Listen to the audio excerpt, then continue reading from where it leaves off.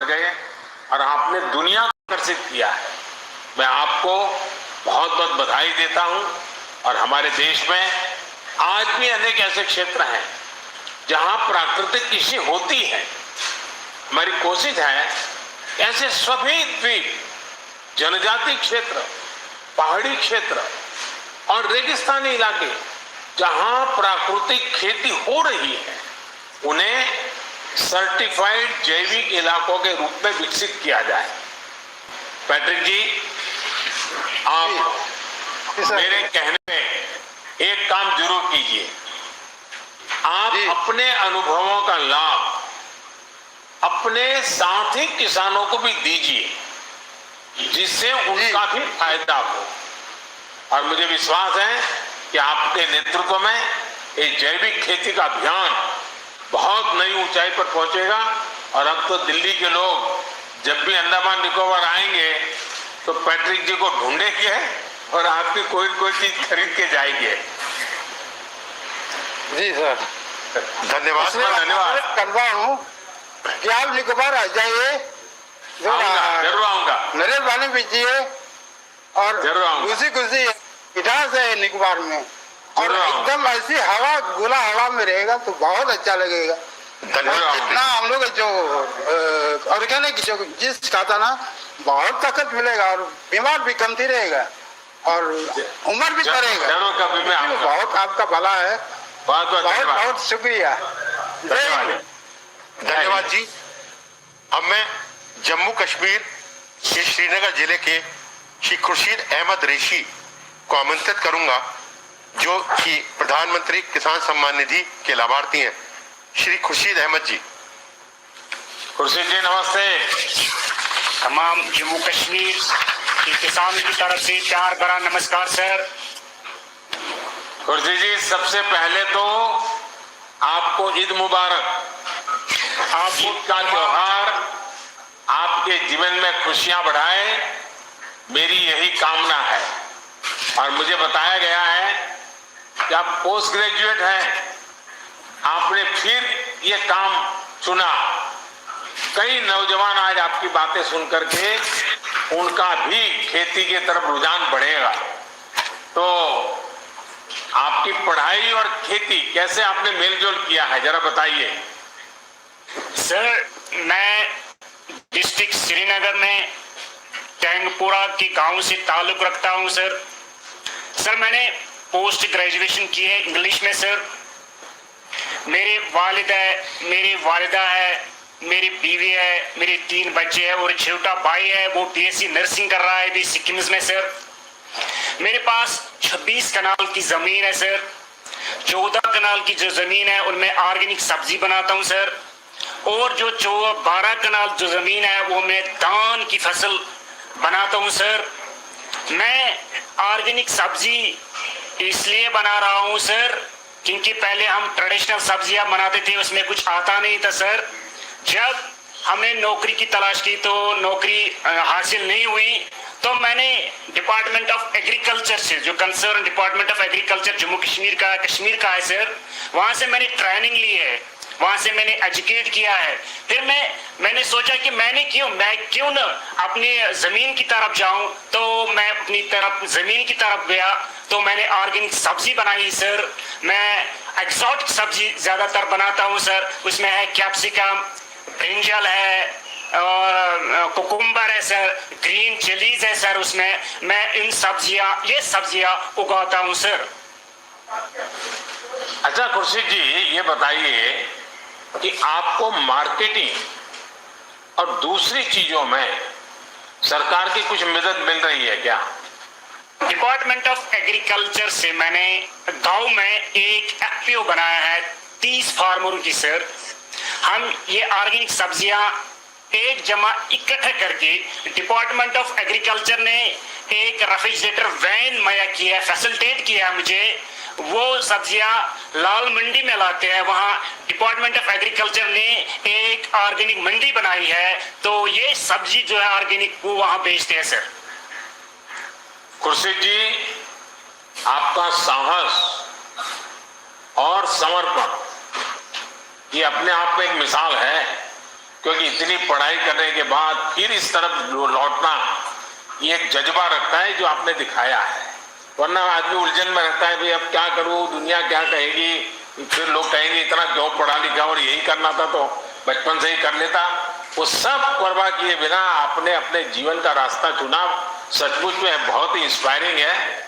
आप जैसे शिक्षित किसान जब ऑर्गेनाइज ढंग से काम करेंगे और करते हैं तो कैसे परिणाम निकलते हैं ये आज हम देख रहे हैं। आप अपनी कोशिश जारी रखें। आपकी टीम और आपके गांव के लोगों को बहुत बहुत बधाई। धन्यवाद खुर्शीद जी। धन्यवाद जी। अब मैं महाराष्ट्र के लातूर जिले के श्री बाबा साहेब नरारे को आमंत्रित करूंगा, जो भारत सरकार द्वारा माननीय प्रधानमंत्री जी द्वारा एक किसान क्रेडिट कार्ड के संतर्गत अभियान फरवरी गत वर्ष में प्रारंभ किया था। उसमें 2 करोड़ 10 लाख किसान नए जोड़े गए हैं, उनमें से एक किसान है श्री नरारे जी। बड़ा साहब नमस्कार। राम राम सर। नमस्कार। राम राम। बाला साहब बोलिए सर। आप तो अनुभवी किसान हैं। जी सर। लंबा तजुर्बा है। इन दिनों आप कौन सी फसलें उगाते हैं और खेती के अलावा आप और भी कुछ काम करते होंगे? जी सर, मेरे पास 5 एकड़ खेती है अभी, और उसमें सोयाबीन, ज्वार और चना ये उगाता हूँ। इस साल तो उत्पन्न बहुत बड़ा निकला है। और इसके अलावा, खेती के अलावा, और मैं संगीत सिखाता हूँ। दूसरे एक दो दिन बाहर जाकर संगीत सिखाता हूँ सर, और बाकी दिन तो हम खेती ही कर देते हैं। बाला साहब जी, छोटे किसानों को बैंक से सस्ती दर पर आसान ऋण मिले, इसके लिए किसान क्रेडिट कार्ड का दायरा बहुत बढ़ाया गया है। सर, आपकी खेती पर इससे कोई फर्क पड़ा है क्या, और आपके अगल बगल के किसानों के जीवन में भी इसका कोई लाभ हुआ है क्या? जी सर, इसका अनुभव ये है कि पिछले साल तक तो मेरे पास कोई पैसा इतना ज़्यादा नहीं आता था। मैं आजू बाजू से हमारे सगी संबंधियों से पैसा लेता था, मतलब 10-20 हज़ार लेता था। लेकिन पिछले साल जुलाई में हमारे यहाँ के महाराष्ट्र बैंक चिंचोलेरा वाड़ी के कुछ अधिकारी लोग हमारे गांव में आ गए थे, और उसमें केसीसी के संदर्भ में मेला लगाया था, और उसी वक्त मुझे भी वहाँ बुलाया गया था। तो उन अधिकारियों ने बहुत सारे फायदे बताए थे। तो उसी वक्त मैंने उनसे ऋण लिया था, 1,58,000 रुपये ऋण लिया था, और उन्होंने 5 साल तक सीमित ये कर्जा दिया था। अभी 1 साल भी नहीं हो गया, लेकिन हमें 1-2 दिन में उन लोगों ने वो कर्जा दिया था। 2 दिन में ही, सिर्फ सर्टिफिकेट में हमने नहीं लिए थे। अब उन लोगों ने अपने आप ही 7/12 उतारा, खेतीबाड़ी के जो भी कर्ज कागज होते हैं वो उन्होंने लिए थे, और हमारे 2 दिन में लिए थे। उसके बाद हमने उन पैसों से जमीन लेवल कर दिया था, और कोई बीज, कोई मजदूरी, और उसके साथ साथ हमने बकरियां भी पाली थी उस पैसे से। इस साल फायदा ऐसा हो गया, पहले जैसे कभी नहीं हुआ था। जमीन लेवल से, और गोबर खत भी लिया था हमने उनसे। तो पिछले साल 20 कट्टा सोयाबीन हो गया था, इस साल 40 कट्टा सोयाबीन हो गया सर। इसलिए बहुत बड़ा फायदा हो गया है। और उसके साथ साथ हम वहाँ प्याज भी लगाते हैं, थोड़ा मिर्ची भी लगाते हैं। ये सब कुछ तो केसीसी की वजह से हो गया है सर।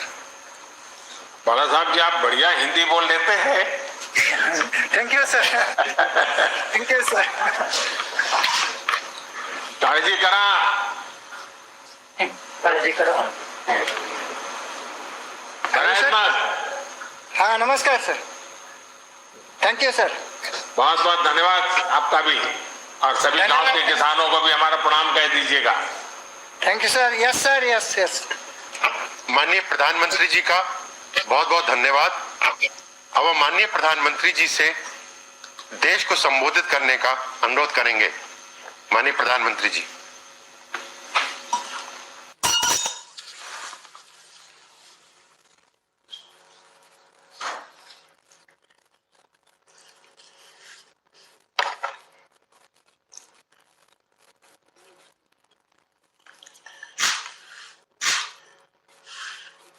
आप सभी किसान साथियों से ये चर्चा अपने आप में एक नई उम्मीद जगाती है, नया विश्वास पैदा करती है। आज जैसा अभी हमारे मंत्री श्रीमान नरेंद्र सिंह जी तोमर बता रहे थे, आज भगवान बसवेश्वर जयंती है, परशुराम जयंती भी है, आज अक्षय तृतीया का भी पावन पर्व है और मेरी तरफ से देशवासियों को ईद की भी मुबारक। कोरोना के इस समय में समस्त देशवासियों का हौसला बढ़े, इस महामारी को परास्त करने का संकल्प और दृढ़ हो, इस कामना के साथ आप सब किसान भाइयों से जो मेरी बातचीत हुई है, अब मैं इसको आगे बढ़ाऊंगा। इस कार्यक्रम में उपस्थित कृषि और किसान कल्याण मंत्री श्रीमान नरेंद्र सिंह तोमर जी, केंद्रीय मंत्रिमंडल के मेरे अन्य सहयोगीगण, सभी मुख्यमंत्री, राज्य सरकारों के आदरणीय मंत्रीगण, सांसदगण, विधायकगण और देश भर के मेरे किसान भाई और बहनों, आज बहुत ही चुनौतीपूर्ण समय में हम ये संवाद कर रहे हैं। इस कोरोना काल में भी देश के किसानों, हमारे कृषि क्षेत्र में अपने दायित्व को निभाते हुए अन्न की रिकॉर्ड पैदावार की है। आप कृषि में नए नए तरीके आजमा रहे हैं। आपके प्रयासों को किसान सम्मान निधि की एक और किस्त और मदद करने वाली है। आज अक्षय तृतीया का पावन पर्व है। कृषि के नए चक्र की शुरुआत का समय है और आज ही करीब 19,000 करोड़ रुपए किसानों के बैंक खातों में सीधे ट्रांसफर किए गए हैं। इसका लाभ करीब करीब 10 करोड़ किसानों को होगा। बंगाल के किसानों को पहली बार इस सुविधा का लाभ मिलना शुरू हुआ है। आज बंगाल के लाखों किसानों को पहली किस्त पहुंची है। जैसे जैसे राज्य से किसानों के नाम केंद्र सरकार को मिलेंगे, वैसे वैसे लाभार्थी किसानों की संख्या और बढ़ती जाएगी। साथियों, पीएम किसान सम्मान निधि से विशेष रूप से छोटे और मझोले किसानों को अधिक लाभ हो रहा है। आज के कठिन समय में ये राशि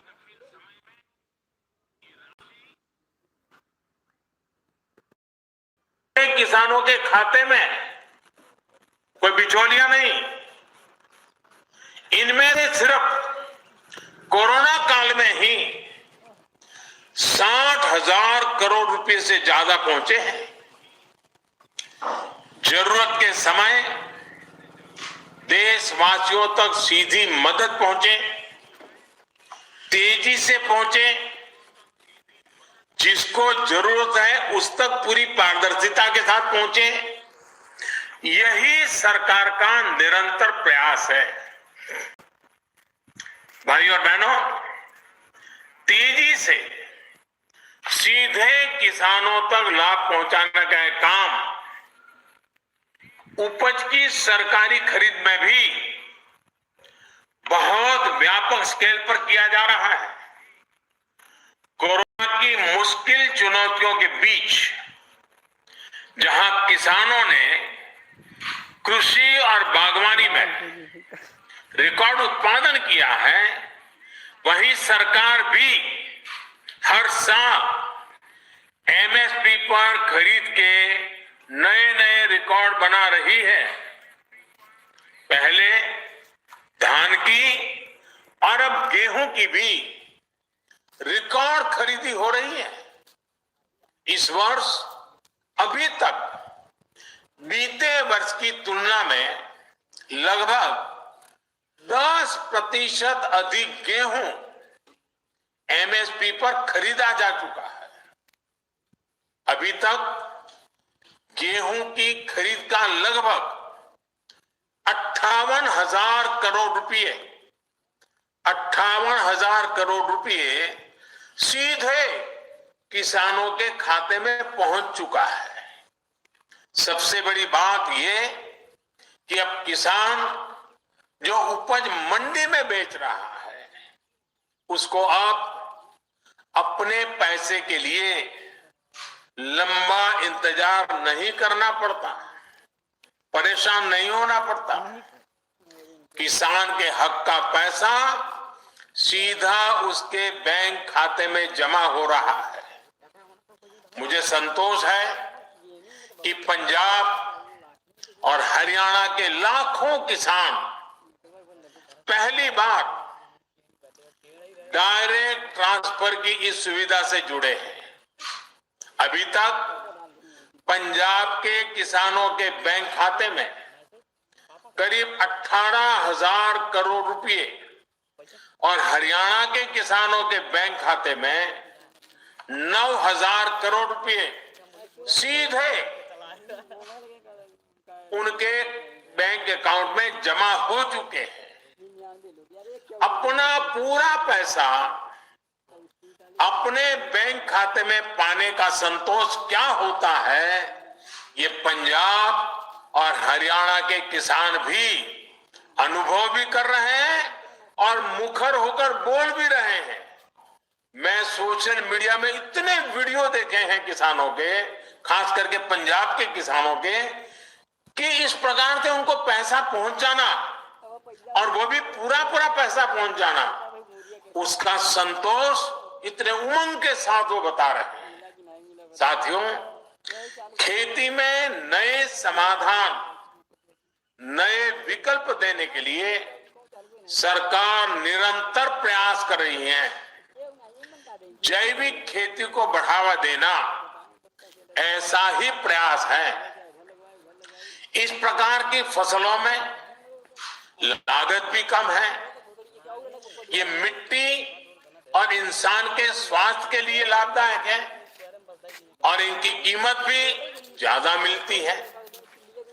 थोड़ी देर पहले इस प्रकार की खेती में जुड़े देश भर के कुछ किसानों से मेरी बातचीत भी हुई है। उनके हौसले, उनके अनुभवों को जानकर मैं बहुत उत्साहित हूं। आज गंगा जी के दोनों ओर करीब 5 किलोमीटर के दायरे में जैविक खेती को व्यापक स्तर पर प्रोत्साहित किया जा रहा है, ताकि वो जो खेत में उपयोग किया गया केमिकल है, बारिश के समय जो पानी बह करके गंगा जी में न चला जाए और गंगा जी प्रदूषित न हो, इसलिए गंगा जी के दोनों तट के 5-5 किलोमीटर करीब करीब ये जैविक उत्पादक को विशेष बल दिया जा रहा है। ये जैविक उत्पाद नमामि गंगे के ब्रांड के साथ बाजार में उपलब्ध किए जा रहे हैं। इसी तरह भारतीय प्राकृतिक कृषि पद्धति को, उसको भी व्यापक स्तर पर प्रोत्साहित किया जा रहा है। इसके साथ साथ सरकार की ये निरंतर कोशिश है कि छोटे और सीमांत किसानों को बैंकों से सस्ता और आसान ऋण मिले। इसके लिए बीते 1.5 साल से किसान क्रेडिट कार्ड उपलब्ध कराने का एक विशेष अभियान चलाया जा रहा है। इस दौरान 2 करोड़ से ज्यादा किसान 2 करोड़ से ज्यादा किसान क्रेडिट कार्ड जारी किए गए हैं। इन कार्ड्स पर किसानों ने 2 लाख करोड़ रुपए से ज्यादा का ऋण बैंकों से लिया है। 2 लाख करोड़ रुपए। इसका बहुत बड़ा लाभ पशुपालन, डेयरी और मछली पालन से जुड़े किसानों को भी मिलना शुरू हुआ है। अभी हाल ही में सरकार ने एक और अहम फैसला लिया है और मैं चाहूंगा कि मेरे किसान भाई बहनों को ये सरकार के निर्णय से खुशी होगी, उनके लिए ये बहुत लाभकर्ता होगा। सरकार ने निर्णय किया है कि कोरोना काल को देखते हुए केसीसी ऋण के भुगतान या फिर नवीनीकरण की समय सीमा को बढ़ा दिया गया है। ऐसे सभी किसान जिनका ऋण बकाया है वो अब 30 जून तक ऋण का नवीनीकरण कर सकते हैं। इस बढ़ी हुई अवधि में भी किसानों को 4% ब्याज पर जो ऋण मिलता है, जो लाभ मिलता है, वो लाभ भी चालू रहेगा, मिलता रहेगा। साथियों, गांव का किसान का कोरोना के विरुद्ध भारत की लड़ाई में बहुत बड़ा योगदान रहा है। ये आपके ही श्रम का परिणाम है कि आज इस कोरोना काल में भारत दुनिया की सबसे बड़ी मुफ्त राशन की योजना चला रहा है। प्रधानमंत्री गरीब कल्याण योजना के माध्यम से पिछले वर्ष 8 महीने तक गरीबों को मुफ्त राशन दिया गया था। इस बार मई और जून महीने में देश के 80 करोड़ से ज्यादा साथियों को राशन मिले, इसका प्रबंध भी किया गया है। इस पर भी केंद्र सरकार 26,000 करोड़ रुपए हमारे गरीब के घर में चूल्हा जले इसलिए खर्च कर रही है। मैं राज्य सरकारों से आग्रह करूंगा कि गरीबों को इस राशन के वितरण में कोई परेशानी ना आए, ये सुनिश्चित करें। साथियों, 100 साल बाद आई इतनी भीषण महामारी कदम कदम पर दुनिया की परीक्षा ले रही है।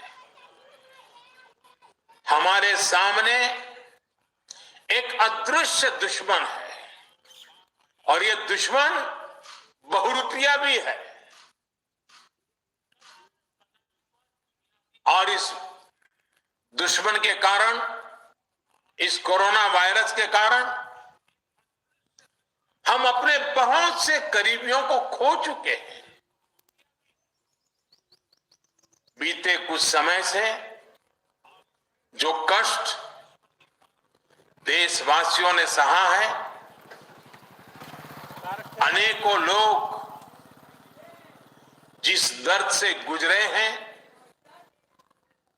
तकलीफ से गुजरे हैं, वो मैं भी उतना ही महसूस कर रहा हूं। देश का प्रधान सेवक होने के नाते आपकी हर भावना का मैं सहभागी हूं। कोरोना की सेकंड वेव से मुकाबले में संसाधनों से जुड़े जो भी गतिरोध थे, वो तेजी से दूर किए जा रहे हैं।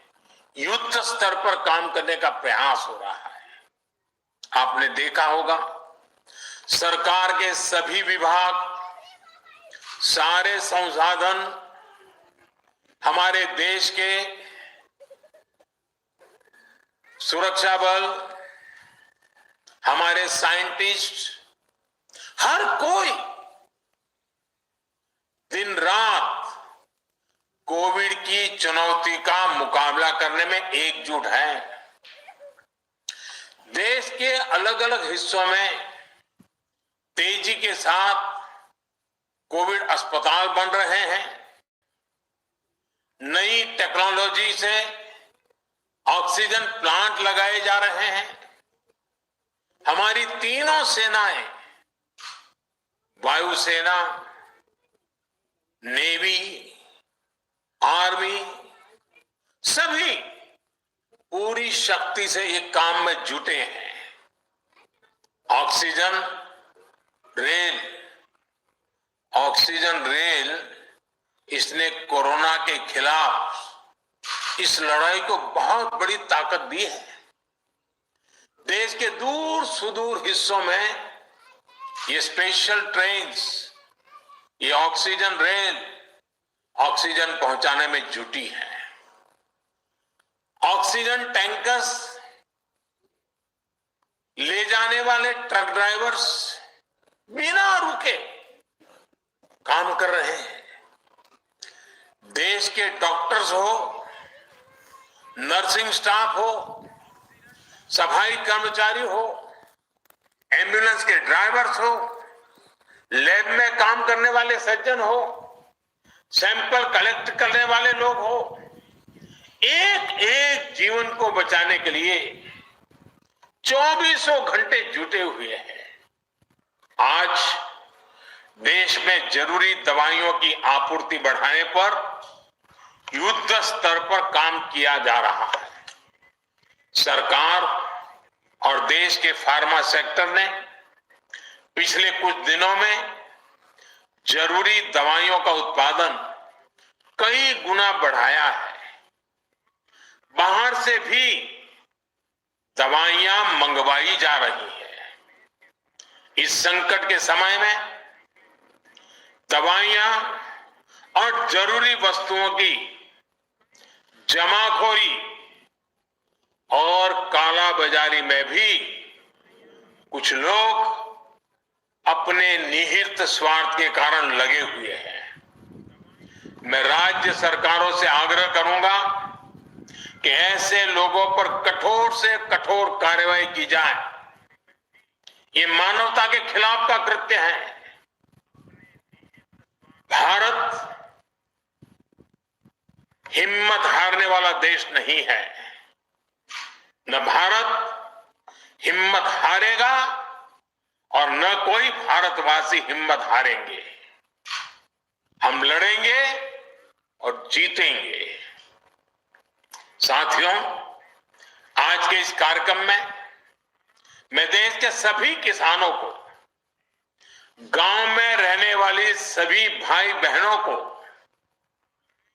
कोरोना से फिर सतर्क करना चाहता हूं। ये संक्रमण अभी गांव में भी तेजी से पहुंच रहा है। देश की हर सरकार इससे निपटने के लिए हर संभव प्रयास कर रही है। इसमें गांव के लोगों की जागरूकता, हमारी पंचायती राज से जुड़े जो भी व्यवस्थाएं हैं, उनका सहयोग, उनकी भागीदारी उतनी ही आवश्यक है। आपने देश को कभी निराश नहीं किया है। इस बार भी आपसे यही उम्मीद है। कोरोना से बचाव के लिए आपको खुद पर, अपने परिवार पर, सामाजिक स्तर पर जो भी जरूरी कदम है, आवश्यकताएं हैं, उसे हमें उठाने ही है। मास्क लगातार पहनना बहुत जरूरी है। वो भी ऐसा पहनना है कि नाक और मुंह पर पूरी तरह से ढका रहे।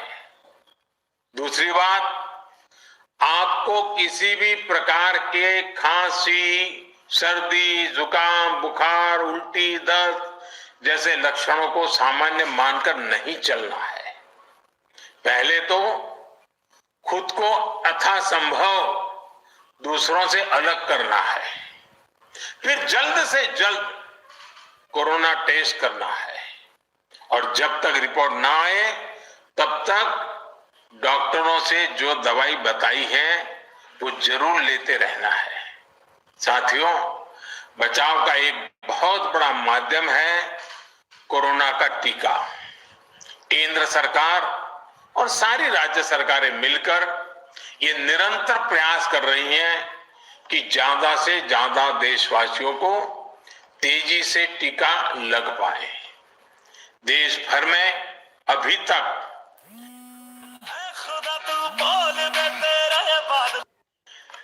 करीब 18 करोड़ वैक्सीन डोज दी जा चुकी है। देश भर के सरकारी अस्पतालों में मुफ्त टीकाकरण किया जा रहा है। इसलिए जब भी आपकी बारी आए तो टीका जरूर लगवाएगा। ये टीका हमें कोरोना के विरुद्ध सुरक्षा कवच देगा, गंभीर बीमारी की आशंका को कम करेगा। हाँ, टीका लगाने के बाद भी मास्क और 2 गज की दूरी के मंत्र को अभी हमें छोड़ना नहीं है। एक बार फिर सभी किसान साथियों को मैं बहुत बहुत शुभकामनाएं देता हूं। बहुत बहुत धन्यवाद।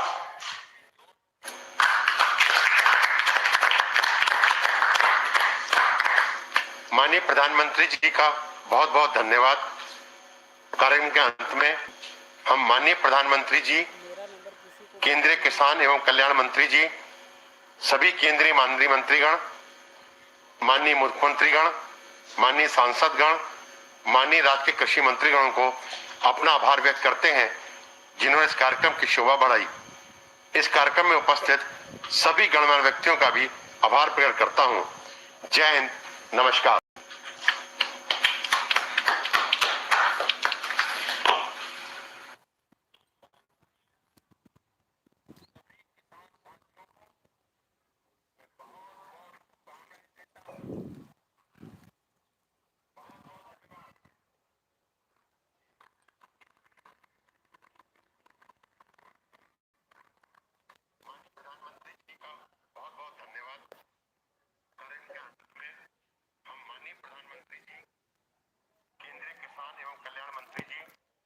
सभी केंद्रीय माननीय मंत्रीगण, माननीय मुख्यमंत्रीगण, माननीय सांसदगण, माननीय राज्य के कृषि मंत्रीगण। जी हाँ किसान भाइयों, आपने देख लिया कैसे हो गया।